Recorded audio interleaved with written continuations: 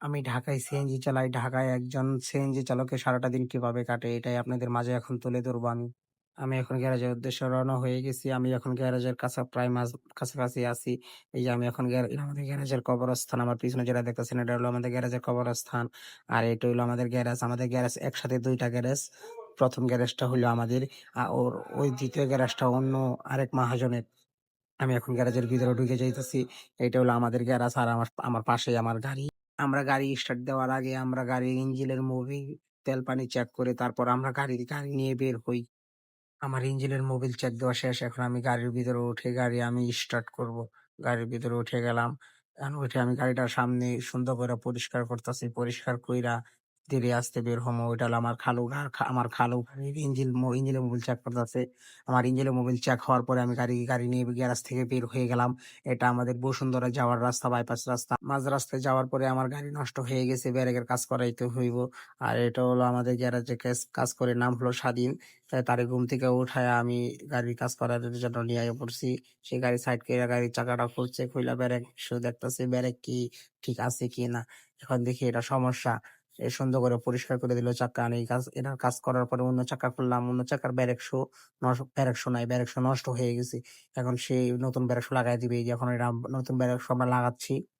আমাদের লাগানো প্রায় শেষ। আমার গাড়ির ব্যারেক শো লাগানো শেষ। এখন আমি আবার গাড়ি নিয়ে আমি বসুন্ধরার ভিতরে যাইতেছি। আমি প্যাসেঞ্জারের জন্য গাড়ি নিয়ে ঘুরতেছি। আমি প্যাসেঞ্জার পায়ে গেছি। এই বাসার নিচ থেকে একটা আন্টি উত্তরা জমজম টাওয়ার যাবে। এই বাসার নিচ থেকে আমি উত্তরা আন্টিকে জমজম টাওয়ারে নামাইলাম। আন্টি আমাকে ৳২৫০ ভাড়া দিল। এটা হলো জমজম টাওয়ার। উত্তরা ১০ নাম্বার সেক্টর জমজম টাওয়ার। আমি আবার এই জায়গা থেকে রওনা হয়ে গেলাম। হাউস বিল্ডিং এটা। হাউস বিল্ডিং থেকে আমি কসাইবাড়ি রেলগেট আইসা পড়লাম। সিএনজিটা সিরিয়ালে লাগাইছি। এর মধ্যে দেখি আমার পিছনে ট্রেন গাড়ি আসতেছে।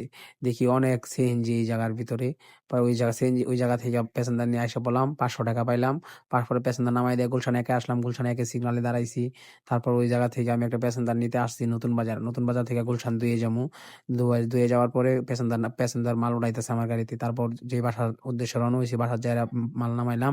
নামানোর পরে প্যাসেঞ্জার আমাকে ৳২৫০ ভাড়া দিল। তাহলে ও ৫০০ আর ৳২৫০ ৳৭৫০ আমার হয়ে গেছে এখন অলরেডি।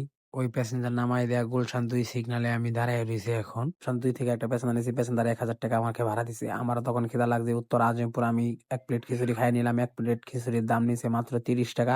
আমাকে স্বর্ণের চামচও দিছে। তারপর ওইখান থেকে প্যাসেঞ্জার নিলাম মহাখালী। মহাখালী থেকে আমি গ্যাস নিয়ে নিলাম। গ্যাস ছিল না আমার গাড়িতে, অল্প গ্যাস ছিল। গ্যাস নেওয়ার পরে আমি আবার প্যাসেঞ্জার নামায় দিলাম গুলশান ১ সিটি ব্যাংকের এখানে। সেটাও ৳২৫০ ভাড়া ছিল। এটা হলো গুলশান ১ পুলিশ প্লাজার সামনে, পুলিশ প্লাজার একটু আগে সিটি ব্যাংক। তারপর এখানে আমি ৳২৫০ ভাড়া পেয়ে গেলাম।